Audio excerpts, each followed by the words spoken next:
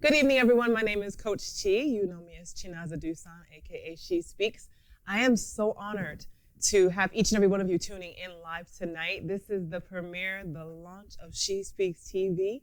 We are tuning in every single Monday night at 8 p.m. Eastern Standard Time. And trust me, you want to be glued in to what is happening. I'm excited because this movement was really birthed out of empowering women all around the world, mentally, spiritually, and financially. And so tonight here on SheSpeaks TV, I am so honored to have who I call the Queen of Redefined. Most of you know my story, so this is really about letting you connect to real women around the world to understand their stories, their purposes, their passions, and their movement. And so tonight I have on my show, the inaugural show. This queen gave me her time, her energy, her love for the last 5+ years. Actually, it's been a longer time than that. She was responsible for my first blonde wig that we filmed in California in 2014. So we go back like 8 tracks. A long time. But Tyear McCrary, I call her Madam. She calls herself Madam CEO. I am calling her Queen Redefined. She is launching her movement, helping women around the world redefine themselves. She is a mom, a mogul, a wife of 27+ years. We're getting ready to celebrate that as well. But more importantly, she is the heart of a servant. And I couldn't think of a better person to help me bless this platform, kick this platform out tonight as the resurgence and the redefining is happening not only in my life, but I need you to hear it from the expert. So tonight I need you to give a warm welcome out there in social media world, Facebook, Instagram, Roku TV, to none other than Tyear McCrary. Tyear, welcome to SheSpeaks TV. Sweetheart. I am so proud of you. I'm so excited about everything that you're doing. This is such a big deal. And I know that so many lives are going to be transformed because of what you are doing. This takes a pioneer spirit. This is a boss thing.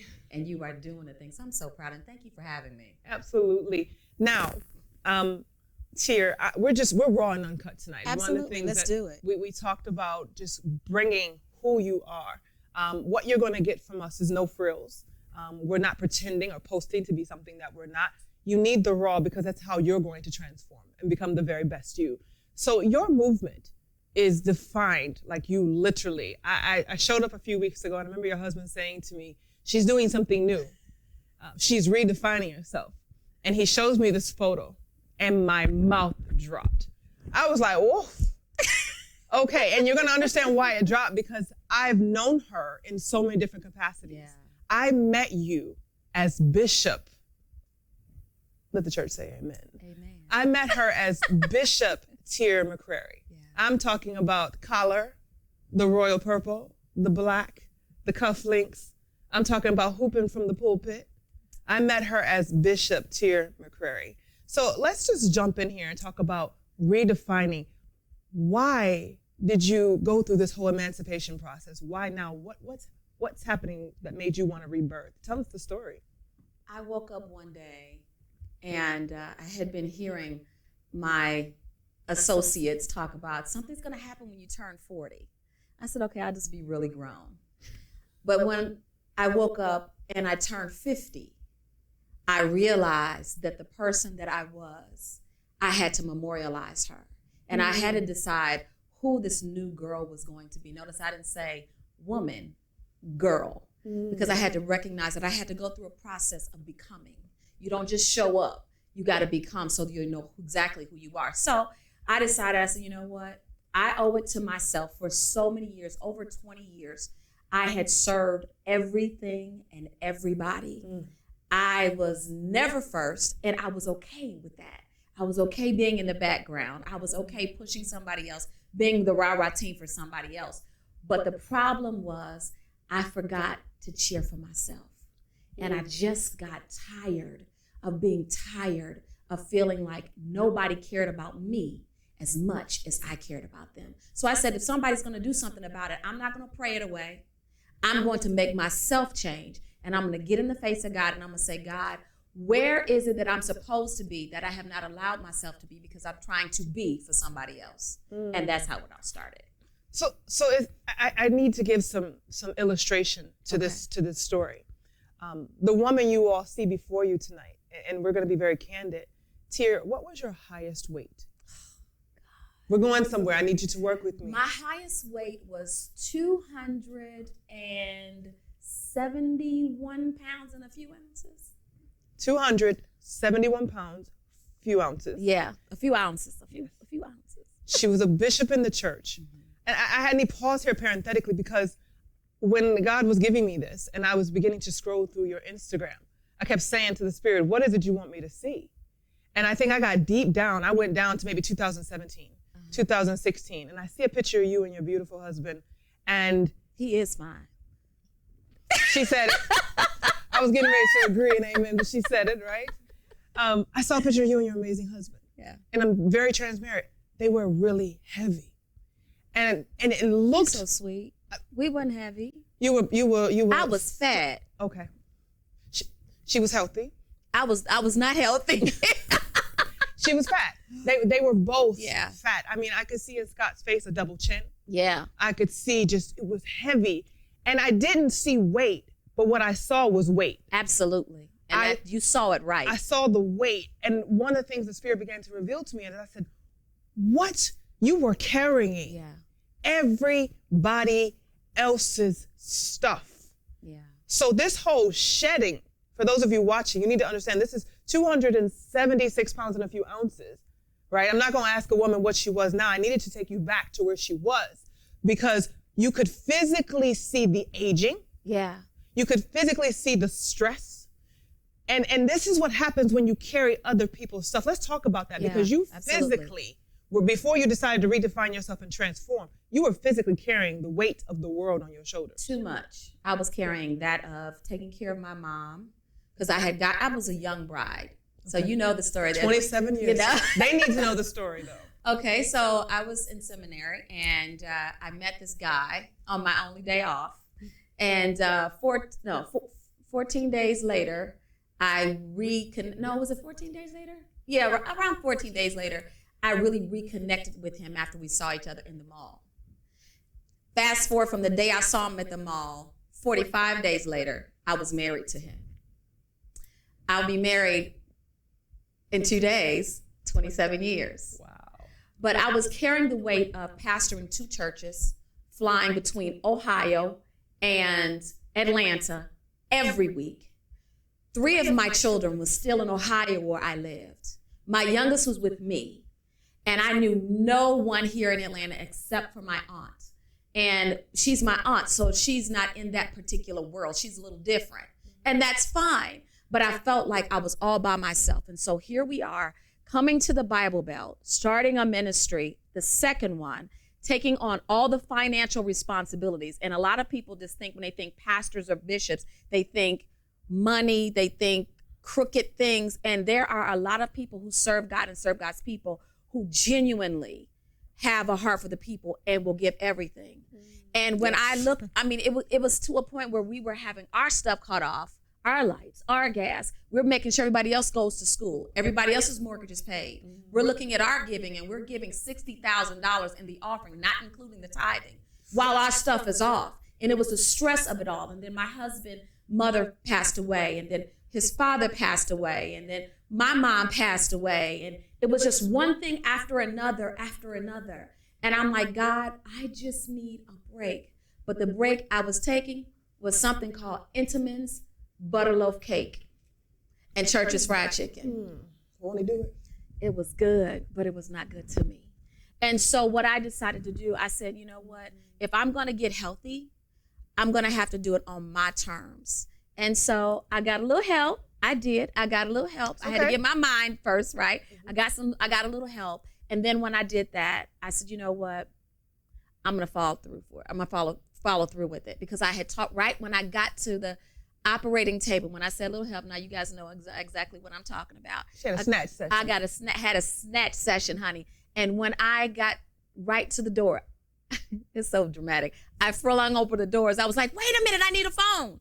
And I was talking myself out of the transformation that God had already allowed me to be in. And I remember saying, my husband, I called him, I said, I can't do this. He said, why are you doing it? What's your why? I said, because I don't want to have another knee surgery. Because I don't want to deal with fibroids. Because I'm tired of being tired and my body is aching. because I look like I'm 50 years old when I'm only in my 30s. You know, my 40s, I'm sorry, my 40s at that time. I said, God, I need to do something. He said, you don't have to talk to God, you're talking to me. Close the door, because I know you have got all the doors open. I said, I do. He said, close the door, hang up the phone. I'm praying for you. You're gonna be okay. And I woke up 45 minutes later, literally. And my life, that was the first thing that I did. But I understand that I was carrying the weight of what was expected by everybody else, what I should be, how I should be, and being a female bishop that's under the age of 50, that's straight in sexual preference choices. I'm just gonna be honest, we're being honest, okay?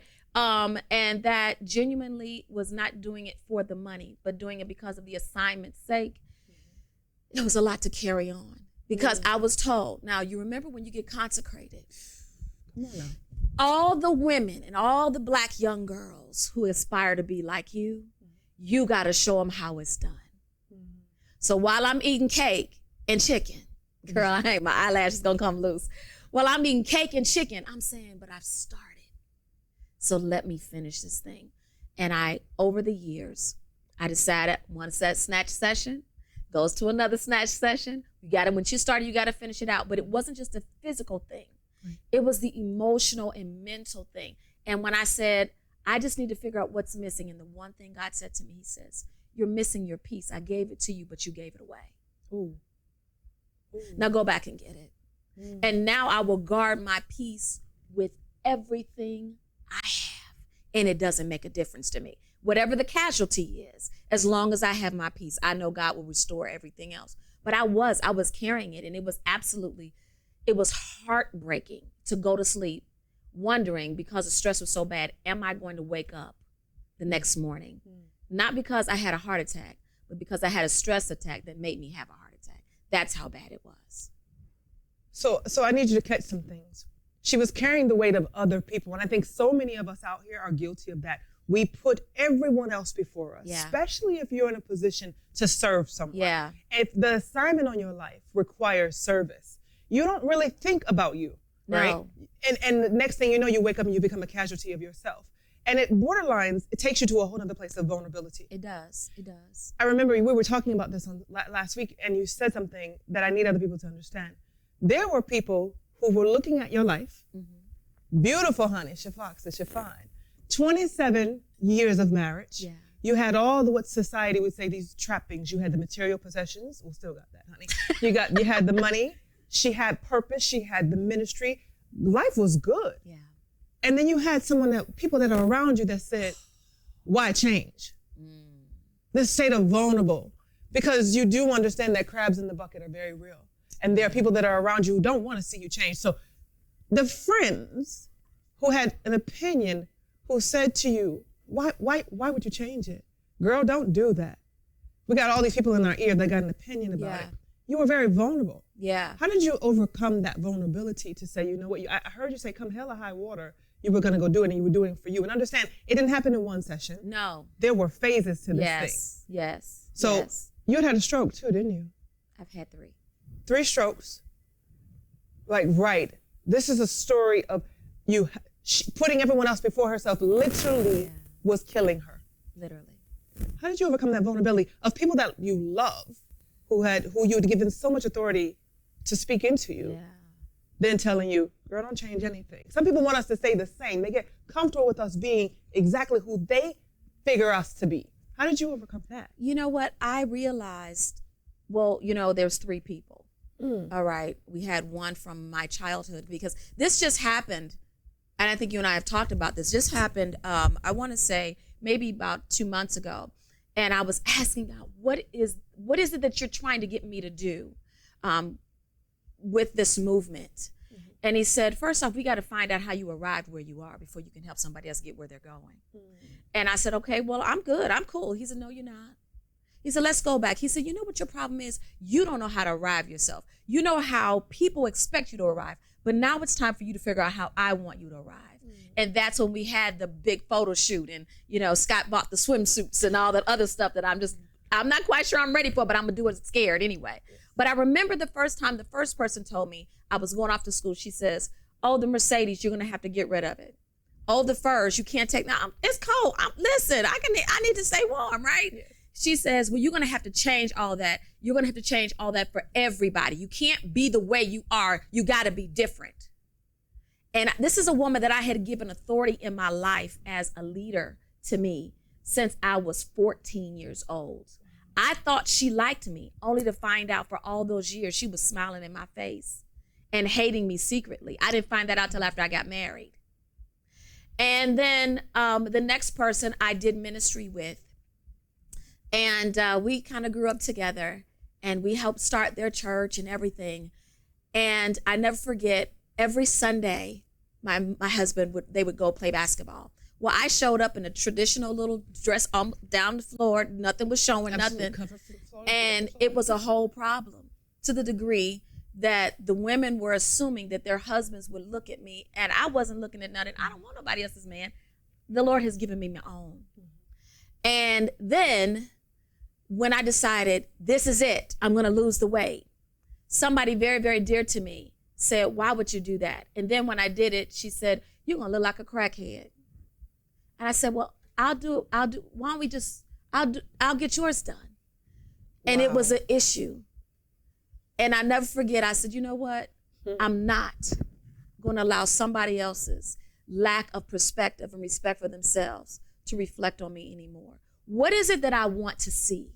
And the me that I want to see is the one that I'm gonna fight for. So that meant I had to cut everybody out. I did not talk to anybody. I don't care if they showed up at my house. They would knock on my door. I would look at the window like, hi, and keep on going. Because I realized if I didn't stop the chatter in my ear from people that I had lent a stoop to, my real estate, meaning me, my value was gonna go down. And eventually, I'm not gonna be worth anything. So I had to shut everything down and everybody down. And I just pushed forward. And that's one of the things that I find out, Chinaza, that people have a problem with. They're afraid to move forward by themselves because they think nobody else is going to be there to pick up the pieces.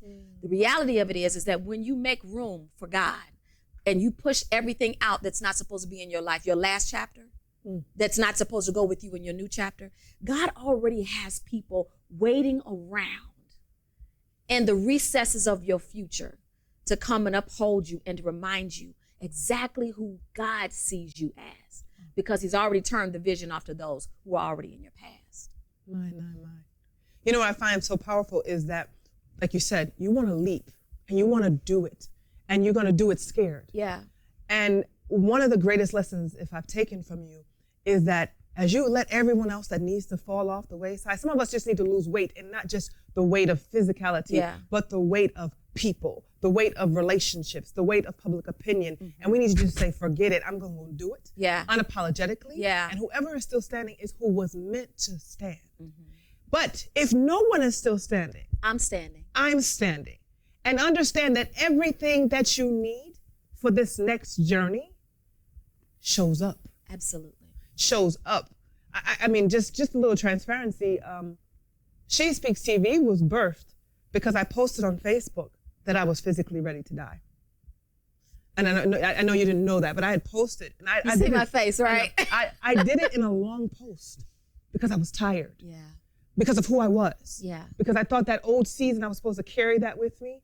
And I couldn't understand why people were falling off on the wayside. People who had run with me for years, who you had helped, who you had late nights prayed for, in their homes, on the road for. You show up to them before you show up for your own family. All this service. And you're thinking, God, have you forgotten me? Yeah. This is not even worth the journey anymore. But you still push through. And lo and behold, someone is always watching. Always. Always watching. There was one person watching that God needed to see that post. That one person made a phone call. That one person, Cassie, I love you, thank you, shout out to my boo. That one person made a phone call. And the next thing you know, the vision was born. Wow. The door was opened. The platform expanded. And whatever God orders, he pays for. Absolutely. You told me that. Absolutely. What God orders, he pays for. The resources you need, he supplies. So we need to let someone out here know tonight that whatever it is whatever your redefinition is, you need to understand that you need to do it scared. You need to do it bold, and that everything you need will show up. Absolutely. So let's talk to the person who is saying, you know what, Tyear, we talk about redefining ourselves, and I'm 44. You're 50 plus and graceful, right? Yeah. She's really 24, y'all. Don't get it twisted, right? I want to redefine myself. Where do I start? I think the first thing you have to start off by saying to yourself that you're better than what you've been settling for. Ooh, you're better than what you've been settling for. Okay. Because it's not about who you are or who you are not. You always are, but if you don't believe it, you'll just settle for whatever is easy. So you have to decide, am I willing to stop settling for what I have been given, have been told? And am I ready to reintroduce myself to myself? Because a lot of times we are busy being, again, what's expected or in autopilot, but we really haven't reintroduced ourselves to ourselves. Now, every 6 months, I introduce myself to myself, because the person that I was 6 months ago, she doesn't exist anymore. She died. So therefore, there's some memories, there's some gems, there's some wisdom that comes to the next level with me. But that old girl, I can't stay there. I do myself and the generation to follow me and those that are around me, I do them a disservice. And so that's the first thing. The second thing I would say is this: don't wait for somebody to give you their opinion or audition for the you that you're going to become. Oof, I felt that. You just be, because you're already anointed and you're already graced. You're already talented enough to be. And then the third thing I would say is this: whatever the assignment in your be-ness, find and connect to that assignment and let that be your why, your what, and your for. Your why, your what, and your for. Because I found that even if we transition a little bit, if we're not careful and we don't have a specific aim and we're not clear, we will backslide all the way back to where we were. It's just a different day. And so if I'm going to redefine myself, I have to decide who's going to write this narrative. What is it going to look like? How committed am I going to be to it? And what is it that I'm going to get out of it? And most important, when I leave out of here, what kind of legacy am I going to leave for others to find? Success always leaves clues. Always.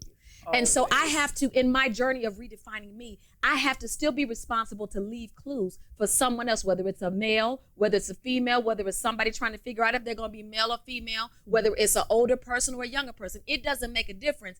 I have to know who I am and where I am. And so I think one of those things, if in all that we have said, that stands out, that I have not said, and I did say do it afraid, but I didn't get into this, and I want to really, really quickly, I want to say this. Many of us are busy auditioning for the position that God's already given us. It's just that we're not familiar that the play has already been written. We're not familiar with the fact that we don't have to control the narrative, but we can be helpful in writing the narrative. That makes sense. God already knows the end from the beginning, and ancient times was still to come. But it's up to us to walk out the watercolor. See, he does it in black and white. We add the color based on our obedience.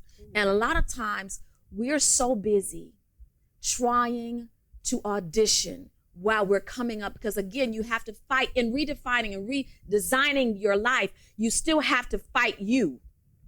Yes. After you cut off everybody else, you still have to fight you from your old habits.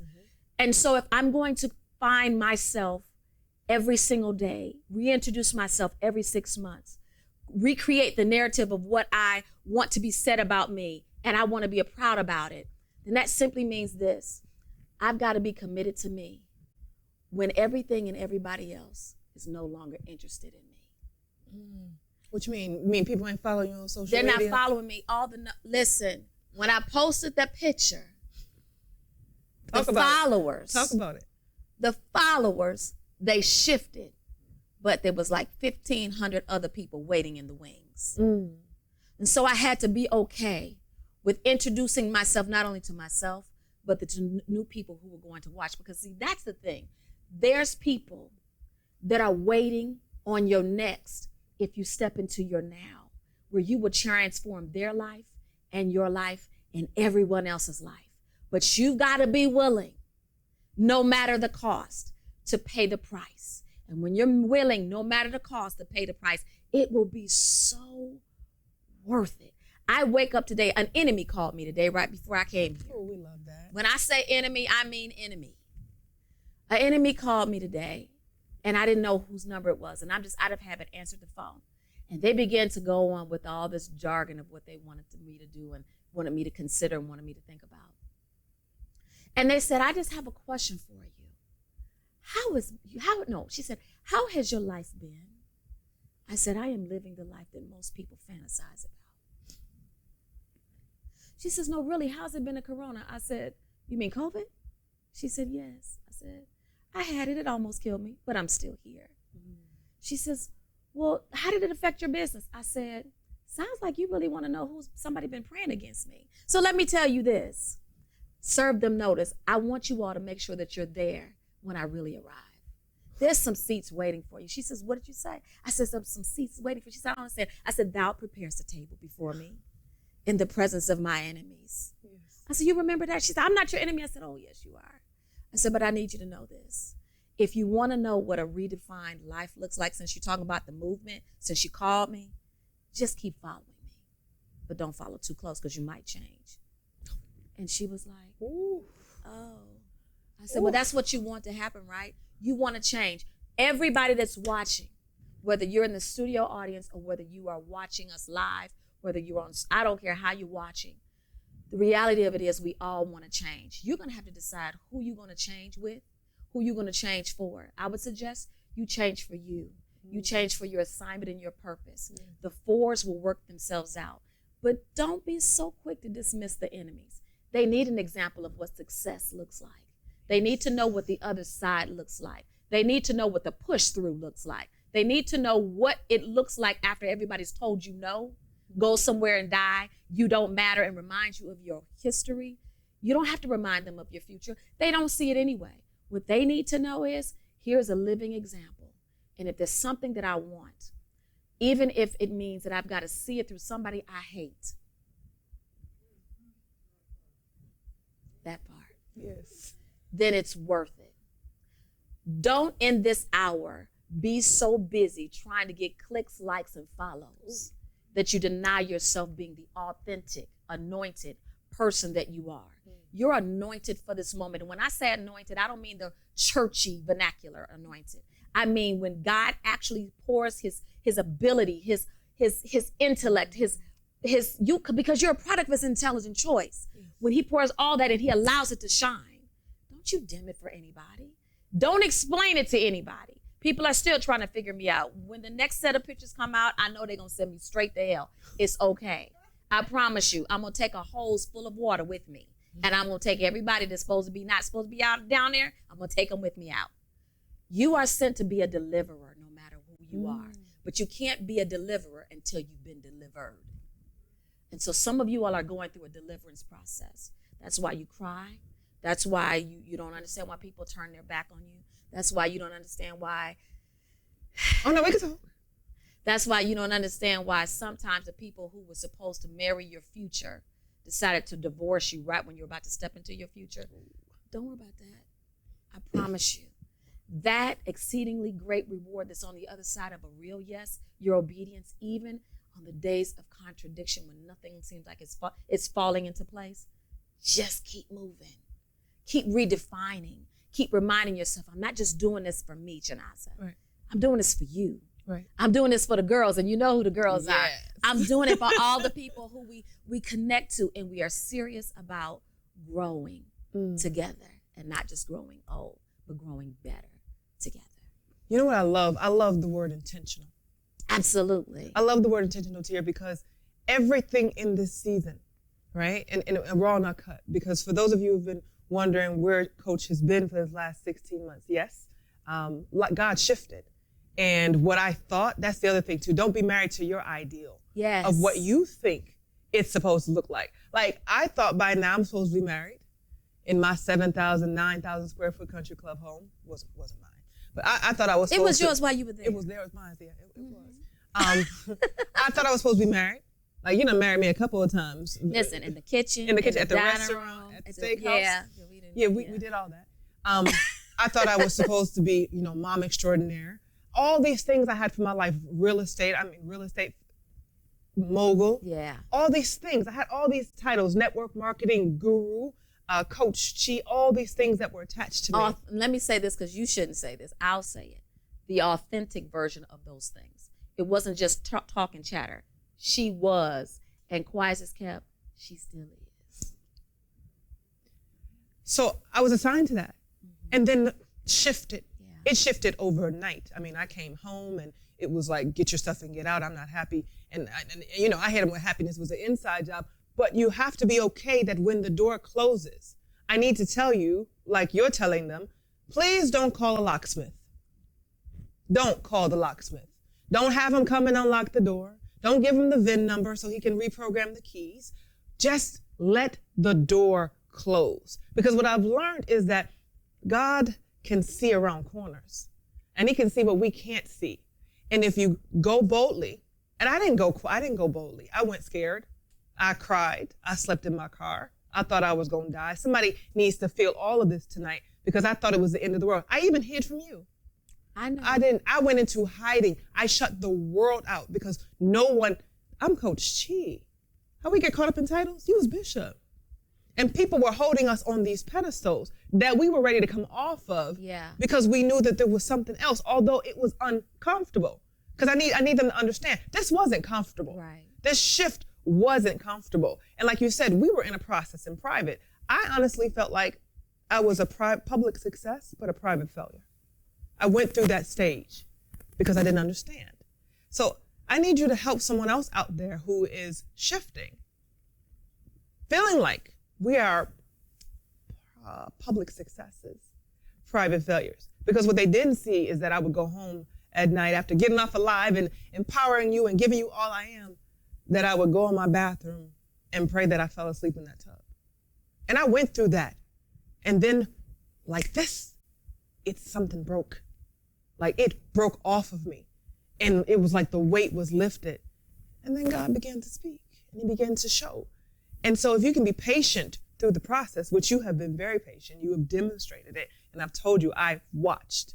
And I'm like, okay, she done came out with Crown Jewels. She done wrote another book. Whoa, is that Bishop? Like you done showed out unapologetically. Yeah. So now you've talked to us about how to shift. You've talked to us about how to just go at it, do it unafraid, do it with rejection, do it with care less of opinions. You've talked about that. So talk to me about what's next. You said every 6 months you look back. So you said you were reading a book and you know me, I'm an avid reader. I love to read. You are an avid reader and a consummate student. So if I can encourage you to do anything in this season, become a student. Yeah. Because some of us have these things called ego and we think, and pride, it keeps you stupid. Pride keeps us stupid. Yes, ego edging God all the way out. Yes. And just edging things out, period. Pride gets in the way. Ego gets in the way. I don't want nobody in my business. Some of y'all done had that conversation because you think people really care about your business, and they don't. They care about the drama, just like they do these reality shows. Absolutely. But you got to give people more to live for. So you gave, quiet as kept, you gave me something to live for. I'm not going to cry because my makeup will run, and we can't mess up this beat. Girl. What do you do next? You're reading. So I went on a journey of developing me. Quietly, some things don't require announcements. Yeah. I just moved. That's the best way to do it. You have to move in silence. You always got to be in stealth mode. Always. Always. Don't let them see you coming. No, you never do that. You never do that.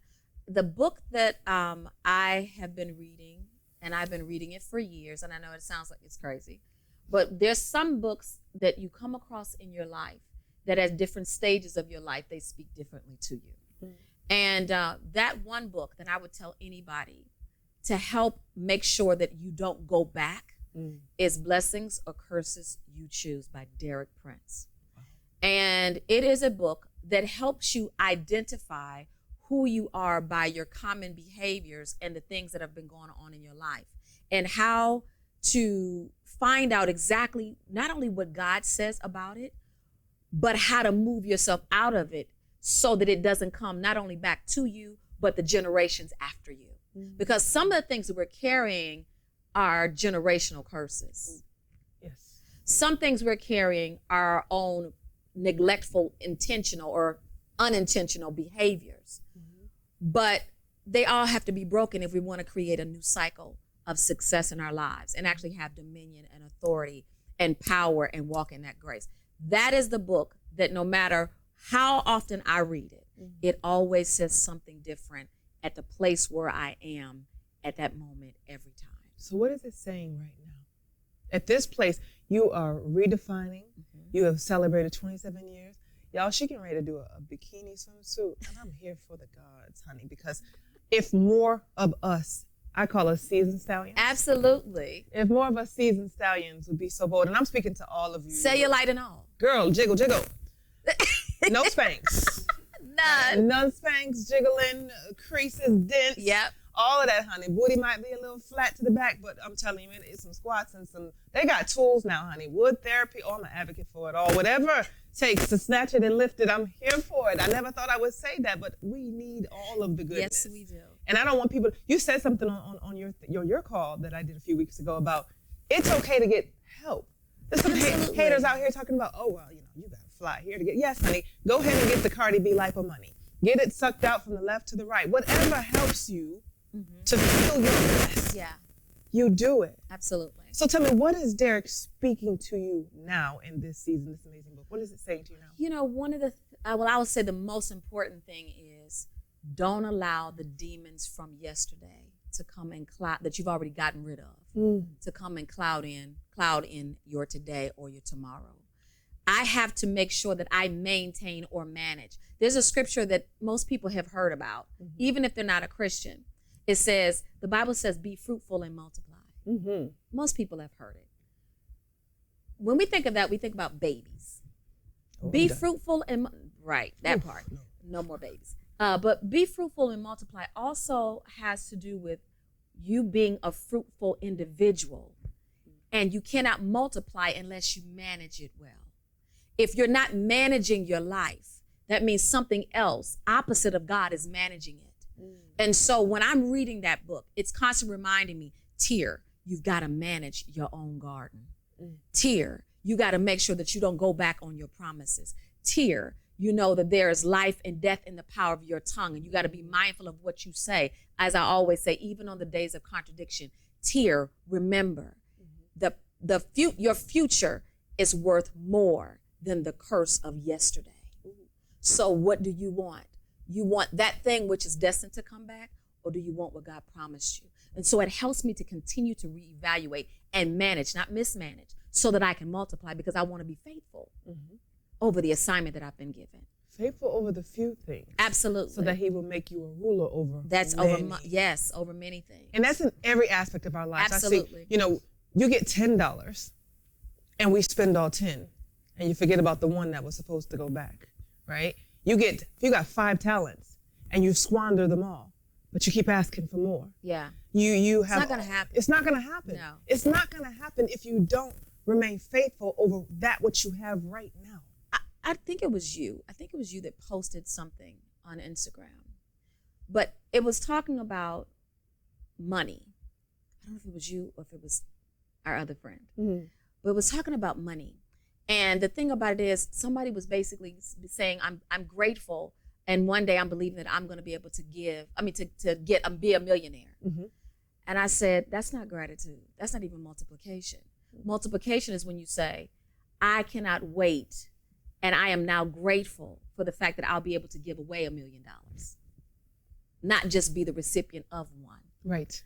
And I think many times we are not mindful of who we're supposed to be in all of our greatness. I hope your viewers, as they're watching, I hope they realize that there's a tomorrow, that they are destined and they are being called to show up for. This ain't no Cinderella story. Oh God, no. This is reality. No, I'm Cinderella before the slipper. But we're with the ugly stepsisters. The story has already been written. Yes. We succeed. We just gotta not quit. We just gotta show up and be mindful of that narrative. I have to redefine my life. I have to redo me, and no matter what it costs, because God is depending on me to show up and redefine who he is in the earth, and I cannot do it if I'm not being the greatest version of me. And here's the other thing I want to add to that. I find that you would be very selfish because you don't realize that your life is connected to so many other people. Yeah. If you don't do what you're supposed to do, you will rob a league of people. How are you going to explain that to God? You can't.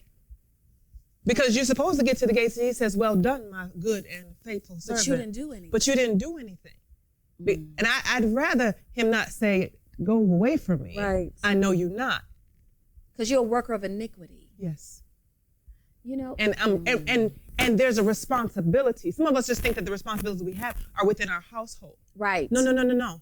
For every person that's watching tonight, this was supposed to get to them. Right. Because there's something they were supposed to take away from it. Right. And that's called responsibility. Failure to show up means you are denying someone else's legacy, you're denying someone else's destiny, and you are stopping someone else's life. You know, they talk about put your own mask on, put your oxygen on first so that you can help someone else.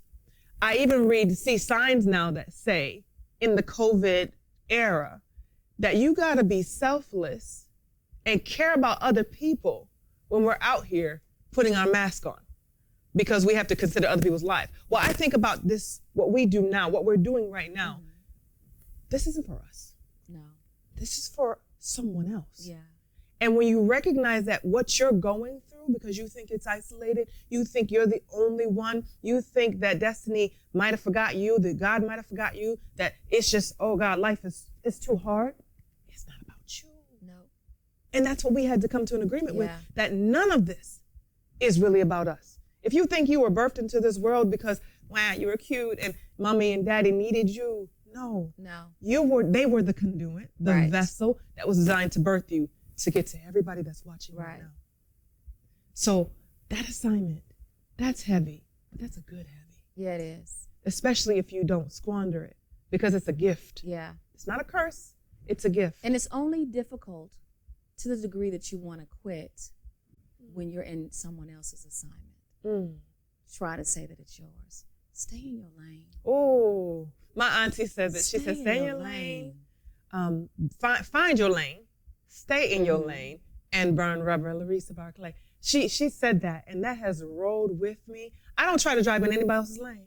And understand that rear view mirror, there's a reason why that rear view mirror is so small, and you got this big open window in front of you, because you weren't designed, you will wreck yourself. Right. Doing like this while you're trying to drive with all this preview.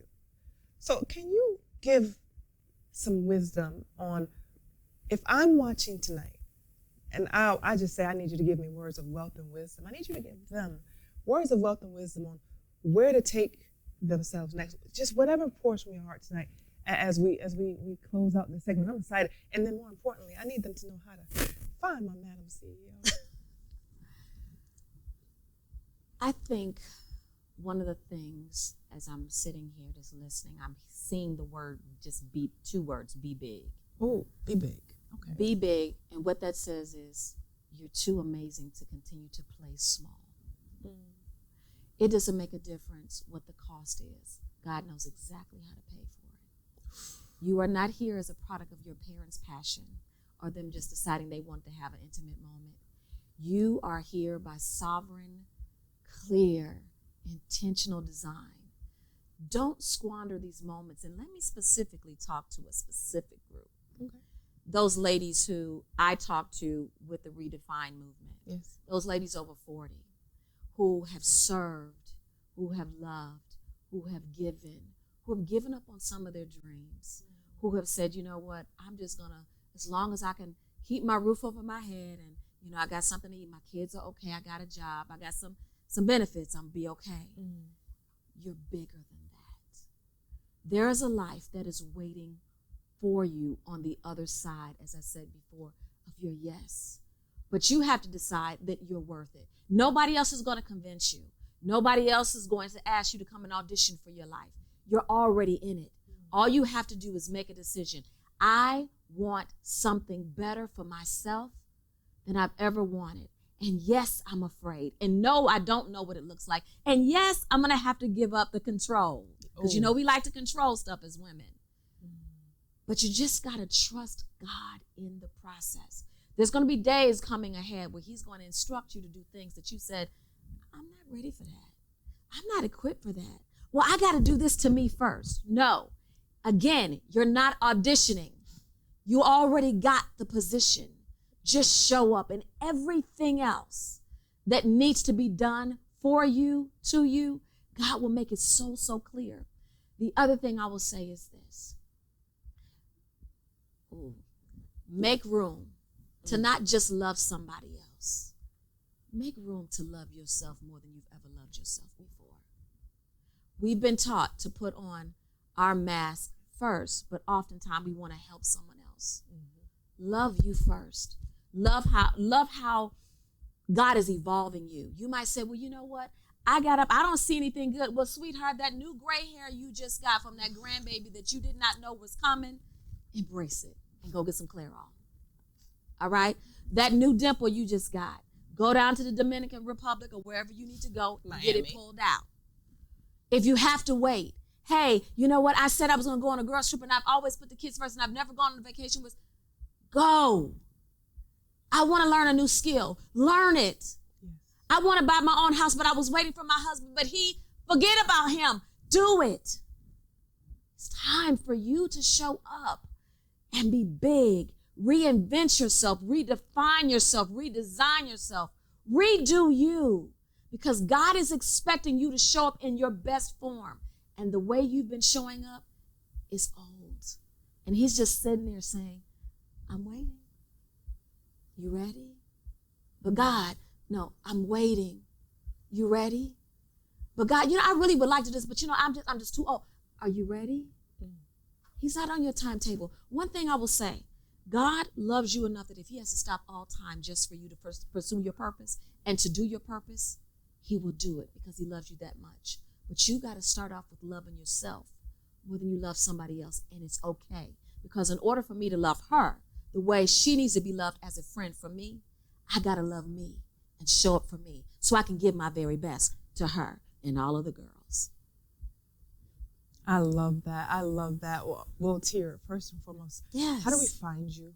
Oh, my goodness. Okay, well, the first place you can always find me is Madam CEO. And the Madam doesn't have an E. I'm not that kind of girl. Oh, okay. I run things, but I don't sell things like that. So it's MadamCEOinc.com, and I own a small business.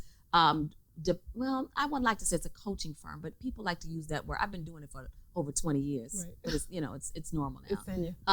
But I own a small business development and coaching firm, and basically I help people, specifically women and a few really intelligent men, reach 6- and 7-figure statuses with their ideas they already have. And so they can find more out about that and how to sit down and talk with MadamCEOinc.com. The next thing is Crown Jewels Collection. We just launched that not too long ago, and it is bespoke accessory travel line, and it's absolutely stunning. It's for women. And then they can find me on Instagram. Yes. Tyear McCrary. Look for the white hair. Normally it looks just like Chinaza's. It's my blonde, brown bombshell, honey. And then on Facebook, same name, Tyear McCrary. And you spell Tyear. It's year with a T in front. That way you never forget it.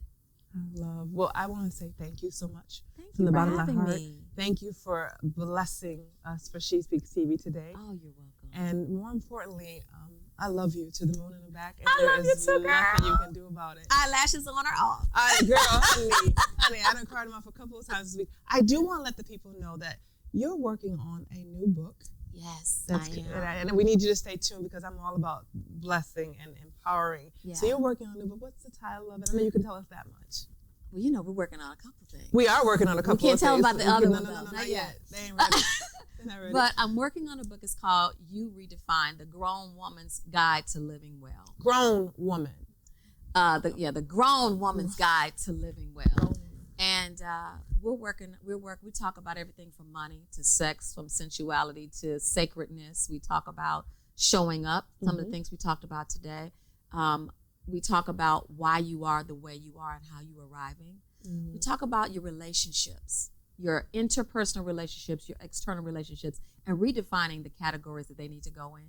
And we talk about the most important part that I love about the book is knowing what you want, you need, you desire, you require. And now that I'm over 50, I had to add another part, what I demand. Oh, yes. They say, know your worth, demand your worth, and put some tax on it. That's it. That's it. I'm here for the and tax. keep the tax. And keep the tax. Keep the tax. Keep the tax. Yes. Well, ladies and gentlemen, I'm so excited. You have to tune in every Monday night here at 8 p.m. I want to give a special shout out to a few amazing people. First and foremost, to the entire Caribbean Life TV family. God made this possible. He used some pretty amazing people to get us back here. And for that, I extend a gratitude and thank you. Your Guyanese girl. That is my Caribbean descent, hailing from Guyana with a little Creole mixed in my bloodstream there. But I'm all things worldwide. And I'm so grateful for that. I've been blessed to meet some amazing people just in the last week on this journey. And so I want to say thank you to all of those who continue to support. We got some new partners here. Revanche. We will talk about that on another category. But I love just the fact that there are other women out here who are doing amazing things. And then my baby doll that I met yesterday, who is all things smell good. Tell me the name of your company because I want to make people know. It's appropriate, honey. We're coming out with a series and you will be back. Tyear will be back because you heard her saying sex. And so I want you to understand the things that we couldn't talk about in the church. That the church didn't want to talk about. Good. Yes, so we're having conversations after dark and we'll be launching that soon. And so I love because It's Appropriate has this thing that she's going to be talking about of taking care of our yoni ladies. That's so important. The maintenance of the yoni. We're going to be talking about that. It's no hold bars. And so my girl has some amazing yoni products, candles, smell goods. I mean, my house probably smelled like a lemon factory this morning, honey. So you'll be hearing more from that. And we've just got some amazing guests. Next week, you'll tune into none other than Miss Jasmine Jackson. And we're going to be talking about revolutionizing culture. Wow. Revolutionizing culture in the millennial age for females. So she's amazing. She's the bomb.com. She is amazing. So I'm so excited to have her. And you're just going to tune in because we got power packed. I get chills. Women empowerment. Just know that God is on assignment and it's all about alignment and success is intentional. And for those of you who know me, I love you. Thank you for tuning in tonight. And as always, we will see you at the top because the bottom is just too crowded. Thank you for tuning in to SheSpeaks TV. Good night, everybody.